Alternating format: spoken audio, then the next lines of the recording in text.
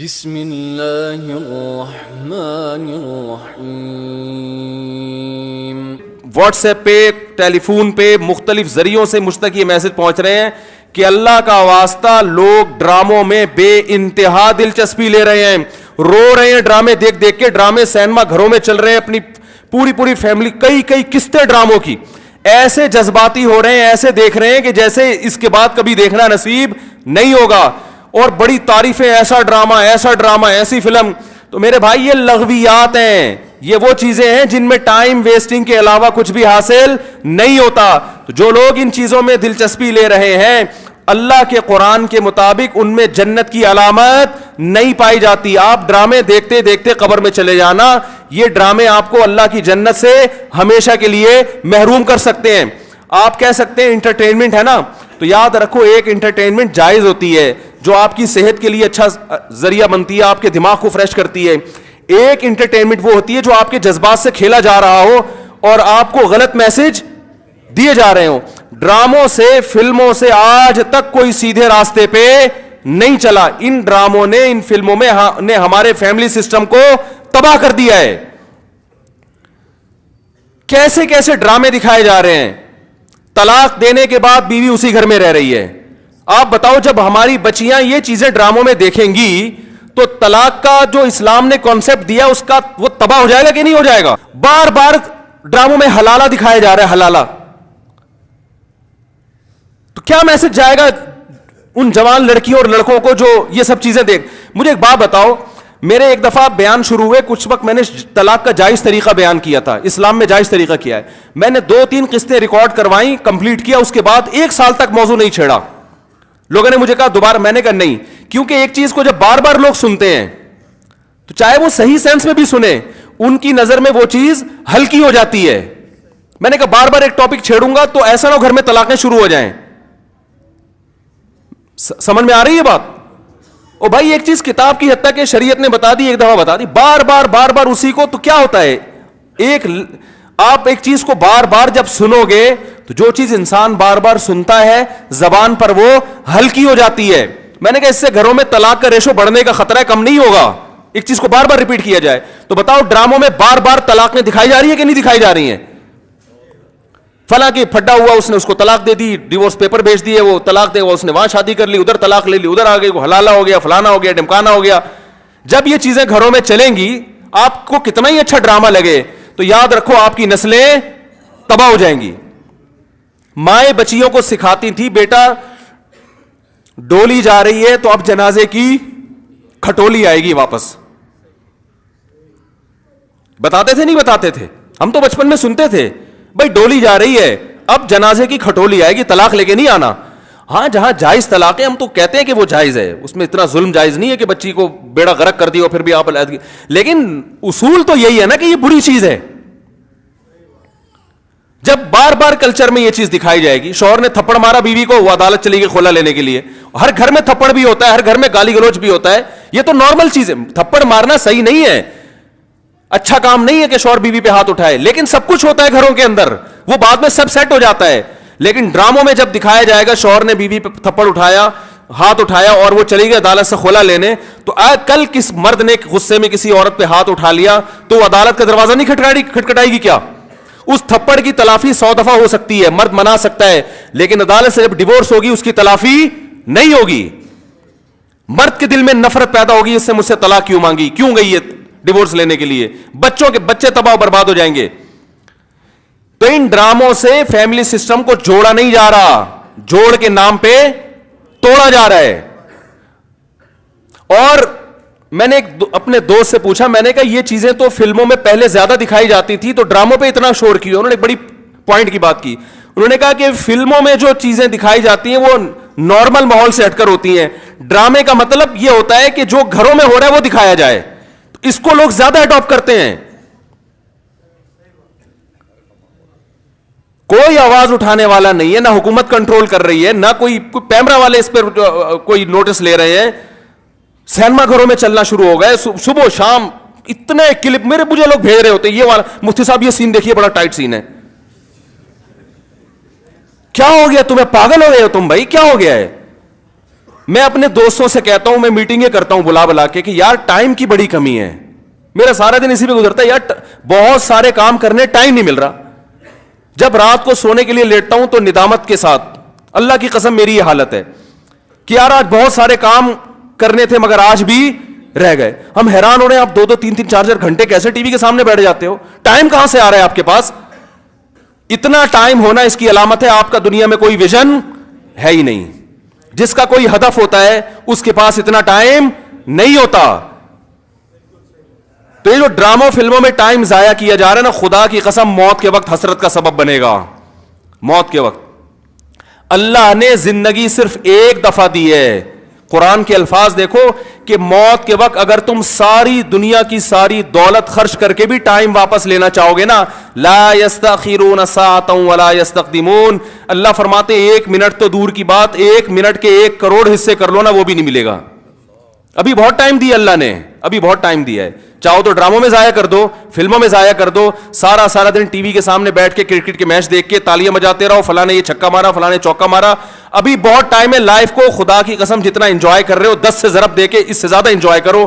لیکن جب موت کا وقت آئے گا تو یہ سارے مزے کرکرے ہو جائیں گے. یہ غیر مسلموں کے کام ہیں, جن کا آخرت پہ یقین نہیں ہے, ان پہ یہ چیزیں سوٹ کرتی ہیں. ان کو مرنا نہیں ہے نا, ان کا تو خیال ہے مر جائیں گے تو ختم ہو جائیں گے, ان کا یہ کانسیپٹ ہے. تو کہتے ہیں زندگی میں جتنا جلدی انجوائے کر سکتے ہو کرو.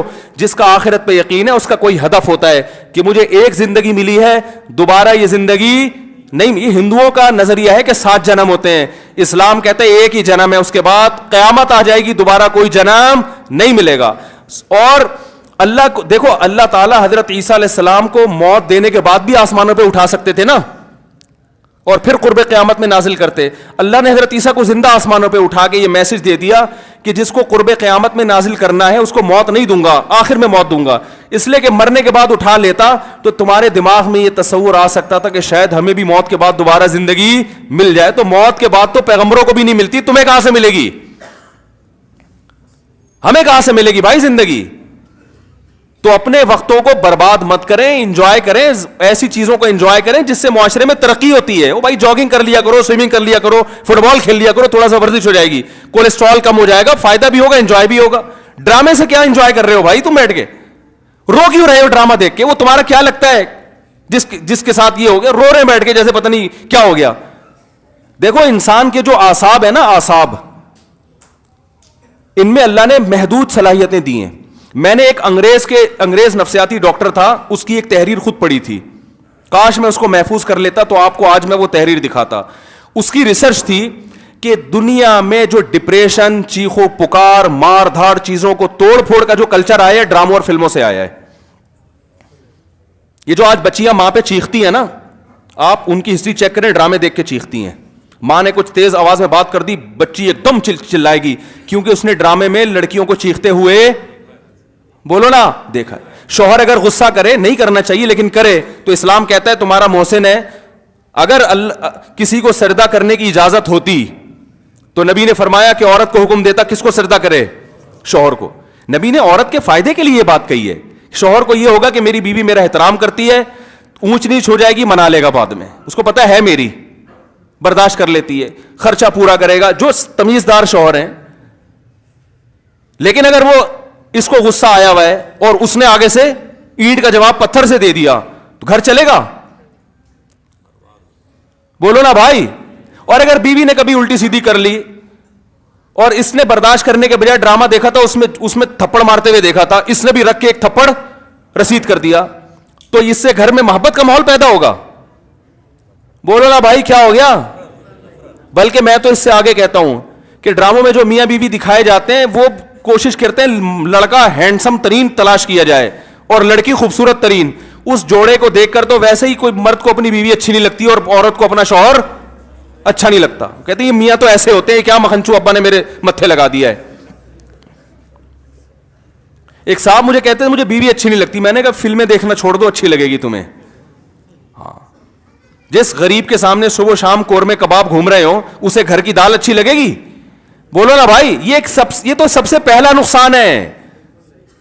تو یہ ان لوگوں کے کام ہے جن کا آخرت پہ یقین نہیں ہے, ان سے ہمارا گھر تباہ. ڈرامے والوں کا کا विजन ये नहीं होता कि घरों के माहौल को अच्छा करना है, ड्रामे का विजन ये होता है कि पैसा कमाना है, हर वो चीज जो मार्केट में चलेगी उससे पैसा आएगा। तो मार्केट में नेगेटिव चीजें ज्यादा चलती हैं।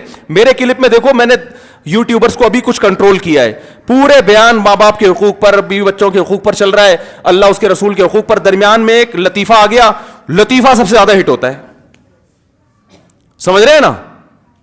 तो लोगों को तो एंटरटेनमेंट चाहिए, वो मुस्बत चीजें कम चलती हैं। तो अगर देखो, एक तैयब उर्दुगान है ना, तुर्की का सदर, मैं ड्रामों को जायज नहीं कहता, लेकिन उसने भी ड्रामे बनाए, मैं नहीं कहता कि वो देखना जायज है, लेकिन फिर भी एक विजन तो रखा ना उसने जहन में कि खिलाफत उस्मानिया का सही तस्वुर दिखाना है, फैमिली सिस्टम को जोड़ना है। अभी तैयब उर्दुगान की एक स्पीच हमने सुनी, उसने कहा कि अपनी कौम को तरगीब दे रहे कम उम्री में शादियां करो। क्या तरगीब दे रहे अपनी कौम को? कम उम्री में शादियां करो। हमने अपनी नस्ल को बढ़ाना है कि तुर्की को अफरादी कुव्वत चाहिए, जब नस्ल बढ़ेगी तो हमें फौज में जवान ज्यादा मिलेंगे, हमें साइंसदान ज्यादा मिलेंगे, हमें ताजिर ज्यादा मिलेंगे, तुर्की मजबूत होगा। एक विजन होगा तो वह ऐसी तकरीर करेगा। विजन नहीं है तो आपका मकसद सिर्फ दौलत, पैसे कमाना, मगरबी ताकतों को खुश करना, तो वो पैसे तो इन ड्रामों ने बहुत कमाए। लोग कह रहे हैं बड़ा करोड़ों अरबों रुपए का बिजनेस कर लिया ड्रामे ने। मैं कहता हूं भाई, बिजनेस अरबों रुपए का कर लिया, मगर कल्चर का बेड़ा गर्क कर दिया। तो बिजनेस तो मेरे भाई चर्स बेचने वाला जितना अच्छा करता है ना, हीरोइन बेचने वाला, चर्स का बिजनेस ज्यादा अच्छा है या हीरोइन का? बताओ। अबे ये गुटके वाले तो बेचारे, इनका कोई बिजनेस है जो गुटके की दुकान खोल के बैठे हुए हैं? ये तो खुद दूसरे से गुटके उधार मांग के खा रहे होते हैं। चर्च करोगे तो ज्यादा पैसा, और अगर हीरोइन पे आ गए अरबपति बन जाओगे। तो बिजनेस नहीं देखा जाता, ये देखा जाता है अब कौम को पैगाम क्या दे रहे हो। तो भाई ये हुकूमत नहीं करेगी, ये आपने करना है, अपने घरों को आपने कंट्रोल करना है। अपने घरों से टीवी को बंद करें, काबू में लाएं। उस अगर रखा हुआ भी है तो उसको एक लिमिट करें, काबू में लाएं। देखें क्या, और बच्चे लैपटॉप देख रहे हैं तो जाके हिस्ट्री तो सर्च करें कि क्या देख रहा है बैठ के वहां पे। वो बच्चियों को फोन लेके दिया हुआ है, बच्चों को तो चेक तो करें किससे बातें। भाई ये फोन जरूरत की चीज है, ये दोस्तियां लगाने की चीज नहीं है। दोस्तियों में टाइम जाया होता है। हम जब मदरसे गए, हमारे हजरत ने सख्ती से पाबंदी लगाई, किसी तालिब इल्म को किसी से दोस्ती की इजाजत नहीं है, यहां पढ़ने के लिए आए हो। समझ रहे हो ना? किसके लिए आए हो? दोस्ती की इजाजत नहीं दी। हां, किसी से मुनासबत होती है, वो एक अलग बात है, इंसान गपशप कर लेता है, बस इस हद तक। शेखुल हदीस मौलाना ज़करिया रहमतुल्लाह ने लिखा है ना कि मैं जोहर की नमाज में किसी के साथ खड़ा होकर, असर में भी उसी के साथ, तो मेरे अब्बा पूछते तुम्हारा क्या लगता है, बार बार इसी के साथ क्यों खड़े हो रहे हो, क्या लगता है तुम्हारा ये? तो एक विजन होता है भाई, उस विजन में अगर कोई दोस्ती भी आ रही है तो ठीक है, उसको भी लेके चलो। लेकिन हर वो दोस्ती जो उस विजन से आपको हटा रही है, भाई पहले विजन है, पहले मकसद है, पहले मंजिल है, बाकी चीजें बाद में। आप ट्रेन में जाते हुए आपकी दोस्ती हो गई वसीम भाई से बड़ी जबरदस्त, उसने मुल्तान में उतरना, आपका विजन पेशावर है, अब आप मुल्तान में उतर गए उसके साथ। भाई दोस्त पहले होता है, दोस्त पहले भाई, ठीक है फिर चले जाओ। ये अगर इतना अच्छा है तुम्हें अपने घर में बिठा लेगा और चाय पिला के सारी जिंदगी वहीं ठिकाना दे देगा तो चले जाओ। अगर आपको पता है इतना लिफ्ट ये दोस्त नहीं कराएगा तो भाई बहन बहुत अच्छी दोस्ती थी, अस्सलाम वालेकुम, पतली गली से निकलो बस। तो ये जो यूनिवर्सिटी में पढ़ने वाले लड़के हैं ना, मैं इनसे कहता हूं दोस्ती करो, अपनी पढ़ाई का नुकसान दोस्त की खातिर नहीं करो। क्योंकि जब तुम्हारे पास पैसा नहीं रहेगा ना, जो दोस्तों पे तुम टाइम जाया कर रहे हो, तो पैसा तो जाएगा, दोस्त भी चले जाएंगे साथ में। ये दोस्त भी जब तक हैं जब तक पैसे हैं, ठीक है ना। जब तुम खुद इनसे कर्जा लोगे, यार पान के पैसे दे दे, गुटके के पैसे दे दे, तो जो जिगरी दोस्त है ना, जो तुम्हारे लिए आसमान से सितारे तोड़ के ला रहा था, सबसे पहले तुम्हें देख के रास्ता वही चेंज करेगा। वो गली में देखेगा वो जिगरी दोस्त आ रहा है, बोलेगा इधर निकल ले यार, क्योंकि उधर जो आ रहा है वो जिगरी नहीं है, उसको बर्दाश्त कर सकता हूं, इसको बर्दाश्त नहीं कर सकता। तो जब कुछ काम के बन जाओगे, दोस्तियां तो तुम्हारी तरफ दौड़ के आएंगी।